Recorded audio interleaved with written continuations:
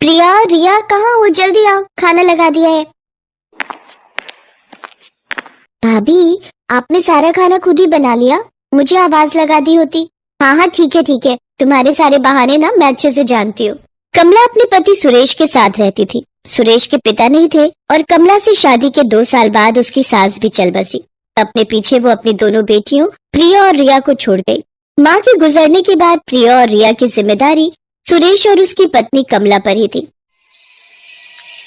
अरे वाह भाभी, आपने कुछ किया है क्या? मतलब?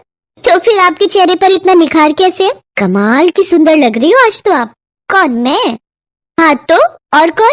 मैं तो हमेशा से कहती हूँ कि इस पूरे मोहल्ले में आपसे सुंदर कोई नहीं, चाहे तो लिख के ले लो मुझसे।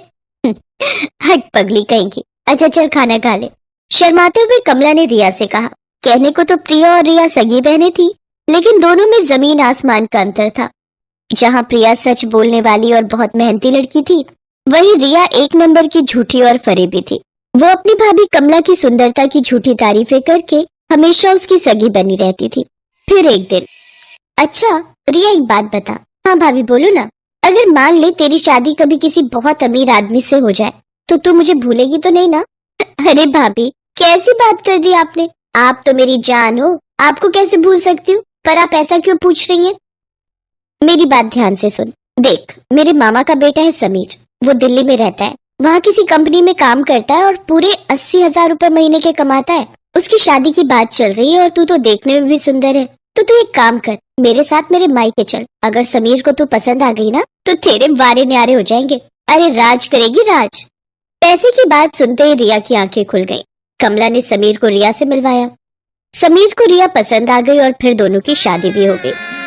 प्रिया की शादी कराने की बजाय पहले कमला ने रिया की शादी करा दी ताकि प्रिया को और बुरा लगे। ऐसे ही 2 साल और बीत गए। फिर एक दिन प्रिया के लिए रिश्ता आया और प्रिया की भी शादी हो गई। लेकिन जिस लड़के से प्रिया की शादी हुई वो एक फैक्ट्री में काम करता था और बहुत ज्यादा पैसे नहीं कमाता था। वक्त और आगे बढ़ा तो कमला को एक प्यारा सा बेटा हुआ। कमला ने उसका नाम आकाश रखा। बच्चे को देखने के लिए प्रिया और कमला के घर आई। बहुत बहुत मुबारक हो भाभी। कैसी हो प्रिया, कैसा चल रहा है? बहुत अच्छा भाभी, सब ठीक है। कमला प्रिया से ज्यादा बात नहीं कर रही थी। फिर उसके जाने के बाद फटीचर कहेंगी। और ये रिया कहाँ रह गई? देखना जब रिया आएगी ना तो अपने आकाश के लिए क्या क्या लाएगी। प्रिया आकर चली गई लेकिन रिया बच्चे को देखने तक नहीं आई। इस बात का कमला को बहुत बुरा लगा, लेकिन अभी तो बस शुरुआत थी। फैक्ट्री में काम करते हुए एक दिन अचानक कमला के पति को करंट लग गया और उसकी वही मौत हो गई। भाई के दाह संस्कार में भी प्रिया आई मगर रिया नहीं आई। अपना और अपने बच्चे का पेट पालने के लिए अब कमला ने लोगों के घरों में काम करना शुरू कर दिया। फिर एक दिन जब कमला एक घर की छत पर कपड़े सुखा रही थी तभी उसका बेटा आकाश छत से नीचे गिर गया। कोई बचाओ। और उसके सिर में बहुत गहरी चोट आई। कमला फौरन उसे लेकर अस्पताल दौड़ी। डॉक्टरों ने उसे बताया कि बच्चे का ऑपरेशन करना होगा जिसके लिए पूरे 5 लाख रुपए लगेंगे। कमला को कुछ सूझा तो वो सीधे रिया के घर पहुंची। रिया मेरे बच्चे को बचा लो, उसकी जिंदगी खतरे में है, ऑपरेशन के लिए 5 लाख रुपए चाहिए। क्या 5 लाख? भाभी ये तो बहुत बड़ी रकम है, हम कहाँ से दे पाएंगे आपको? ऐसा मत कहो, तुम्हारे पास तो बहुत पैसा है, मैं तुम्हारी एक एक पाई चुका दूंगी। देखो भाभी, मेरा पति बड़ी मेहनत से पैसे कमाता है और जरा मुझे बताना कि कैसे चुका पाओगे तुम इतने सारे पैसे। हमें माफ करो भाभी, अब तुम किसी और से बात करो। रिया का ये बर्ताव देखकर कमला हैरान थी। वो बेबस और लाचार अस्पताल वापस पहुंची। उसे कुछ समझ नहीं आ रहा था। तभी उसने देखा कि वहाँ कैश काउंटर पर प्रिया अपने पति के साथ खड़ी थी और फिर भाभी आप बिल्कुल चिंता मत करो, मैंने 5 लाख रुपए जमा करा दिए हैं। भाभी देखना भगवान सब ठीक करेंगे और आकाश फिर से ठीक हो जाएगा। पर इतने सारे पैसे? भाभी मैंने अपना मकान गिरवी रख दिया है, पर आप चिंता मत करो, हम दोनों पाई पाई जोड़कर सारा कर्जा चुका देंगे। और हाँ, अब से आप और आकाश हमारे साथ ही रहोगे। कमला ने फौरन प्रिया के पैर पकड़ लिए और प्रिया ने उसे उठाकर अपने गले से लगा लिया। कमला को आज समझ आ गया था कि असल रिश्ते पैसों से नहीं बल्कि दिल से जोड़े जाते हैं। बेलापुर गांव में हरीश और रेनू अपनी बेटी सपना के साथ रहते थे। हरीश दिहाड़ी मजदूरी का काम करता था, जबकि रेनू लोगों के घरों में साफ सफाई और खाना बनाने का काम करती थी। बड़ी मिन्नतों के बाद उनको औलाद का सुख प्राप्त हुआ था, लेकिन अपनी गरीबी की मजबूरी और बेटी के सपने पूरे करने के लिए वो दोनों काम करते, जिस वजह से सपना को घर में अकेले ही रहना पड़ता था। सपना सारा दिन मिट्टी में खेलती रहती, जिस वजह से एक दिन उसको बुखार आ गया। रेनू जैसे ही काम पर जाने से पहले सपना को गले लगाने के लिए आगे बढ़ती है तो वो देखती है कि वो काफी गर्म है। रेनू उसके माथे पर हाथ लगाती है तो उसका माथा काफी गर्म होता है। हे भगवान, कितना तेज बुखार है मेरी गुड़िया को। अब मैं काम पर कैसे जाऊँ? आज तो मालकिन के घर मेहमान आ रहे हैं, अगर नहीं गई तो वो बहुत गुस्सा होंगी। फिर भी एक बार फोन करके छुट्टी मांग कर देखती हूँ। फिर वो अपनी मालकिन को फोन लगाती है। हेलो मालकिन, मैं रेनू बोल रही हूँ। दरअसल मेरी बिटिया सपना को बहुत तेज बुखार है, तो क्या आज मैं छुट्टी ले सकती हूँ? देखो रेनू, अगर तुम्हें परमानेंट छुट्टी चाहिए तो साफ साफ कहो। यूँ रोज रोज छुट्टी लेने के लिए नए नए बहाने मत बनाओ। अगर काम पर आना है तो अभी आओ, नहीं तो अपना हिसाब ले जाओ। तुम जैसी काम वाली और भी बहुत मिल जाएंगी। नहीं नहीं मालकिन, मैं अभी आती हूँ, आप मुझे काम से मत निकालो। रेनू सपना का पेट पालने की खातिर उसे दवाई देकर बुखार में तपता छोड़कर काम पर चली जाती है।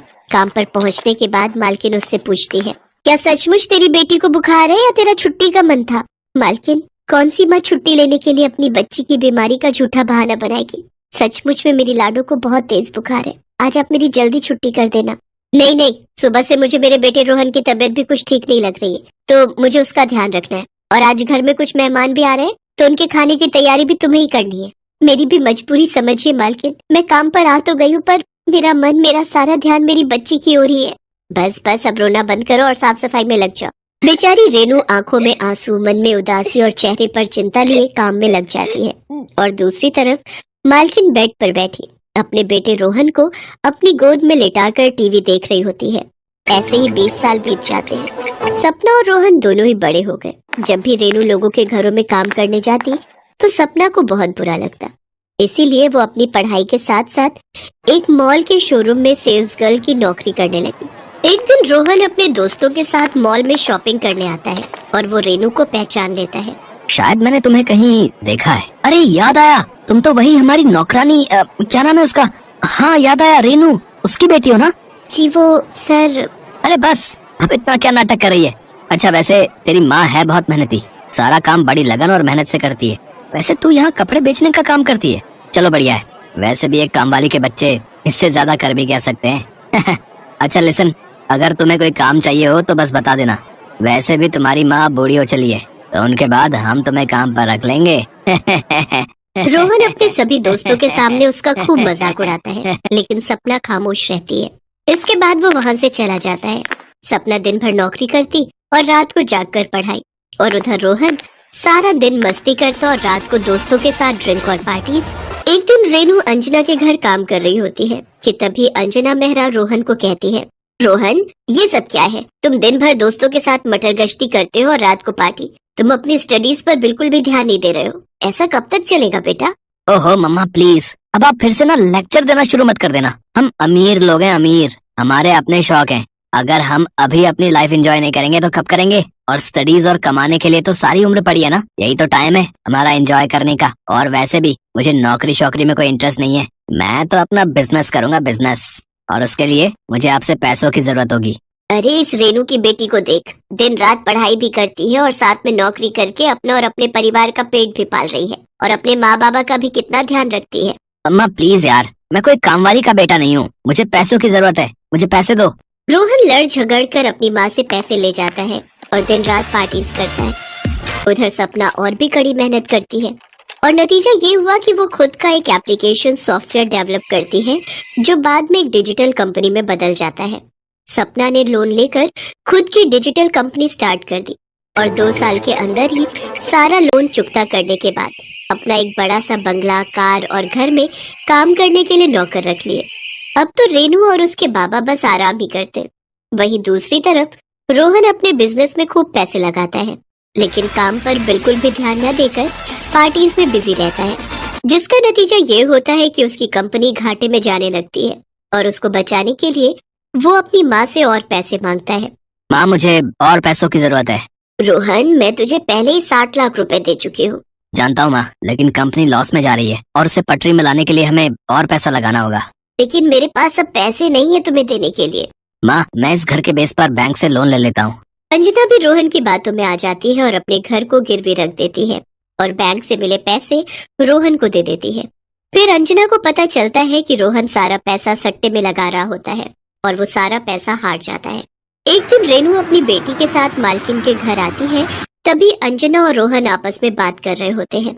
मेरी तो कुछ समझ में नहीं आ रहा, अब मैं अपने इस घर को कैसे बचाऊंगी, अब हम बैंक का लोन कैसे भर पाएंगे, तुम्हारे पास तो कोई नौकरी भी नहीं है।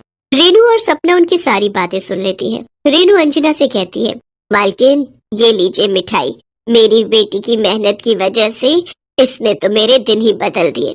भगवान किसी को घमंड ना करवाए, क्योंकि सबके दिन एक जैसे नहीं रहते हैं। रोहन, ये लो मेरा विजिटिंग कार्ड, सुबह मेरे ऑफिस आकर मुझसे मिलना, मैं तुम्हें कोई नौकरी जरूर दे दूंगी जिससे तुम अपना घर बचा सको। थैंक यू सो मच सपना। तुम्हारी बहुत मेहरबानी बेटा, हम तुम्हारा ये एहसान कभी नहीं भूलेंगे। इसके बाद रेनू अपनी बेटी सपना के साथ एक बड़ी सी गाड़ी में बैठकर चली जाती है और अंजना और रोहन अपने किए पर बहुत पछताते हैं। हेलो दोस्तों, कैसे हैं आप सब? हमारी कहानियाँ देखने के लिए हमारे चैनल को सब्सक्राइब कीजिए और हाँ, बेल आइकॉन पर क्लिक करना मत भूलिएगा।